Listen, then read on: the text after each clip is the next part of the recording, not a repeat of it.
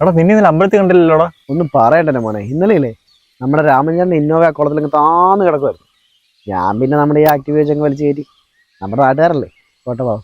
പിന്നെ മറ്റേ മില്ലിൽ തടി വലിക്കുന്ന ആനയ്ക്ക് എന്തോ ഏനക്കേടാണെന്ന് കേട്ടു. ആടാ ഇന്നലെ പിന്നെ കറക്റ്റ് സമയത്ത് തടിയെടുക്കാൻ ആളും വന്നു. എന്നിട്ട് ക്രെയിൻ വിളിച്ചിട്ടാണ് 2 മണിക്കൂർ താമസം ഉണ്ടെന്ന്. പിന്നെന്ത് ചെയ്തു? ഞാൻ പിന്നെ ഒരു വടവെടുത്തേ ഒരൊറ്റ ആ തടിയിലും മറ്റേ ഹാൻഡിലും കെട്ടി. ഒറ്റ വെളിയിലാണ് 1 മണിക്കൂർ കൊണ്ട് പറഞ്ഞ സ്ഥലത്ത് എത്തിച്ചു കൊടുത്തു. എടാ നീ ഇന്നലെ വണ്ടി ഓട്ടോയ്ക്ക് ഇരിക്കണമെന്നുണ്ടല്ലോ. ഇന്നലെ ഞാൻ റേഷൻ കട പോയതാ. ഒരു 2 കിലോ അരി കയറ്റി ഒരു 2 മീറ്റർ അണങ്ങിയത് ഓർമ്മയുള്ളൂ. ചാർജ് കയറുന്നു. എന്താല്ലേ ഒട്ടും ചാർജ് ചെയ്യുന്നില്ല. പിന്നെ ഞാൻ ഓട്ടോ വിളിച്ച് വണ്ടി അതിൽ കയറ്റി സാധനം കയറ്റി കൊണ്ടുവന്നു. വലിയ നഷ്ടം ഉണ്ടായില്ല, 100 രൂപയെ മേടിച്ചുള്ളൂ. പിന്നെ നിന്നെപ്പറ്റി ഞാൻ പലതും കേട്ടു. എന്ത്? നീ മറ്റേ സദാനന്ദന്റെ മോളെ കാണാൻ രാത്രി പോയെന്നോ നാട്ടുകാർ പിടിച്ചെന്നോ. അല്ല ഞാൻ പറഞ്ഞല്ല, നാട്ടുകാർ പറഞ്ഞ. എൻ്റെ പൊന്നളി അതെന്താ സംഭവം അറിയാമോ?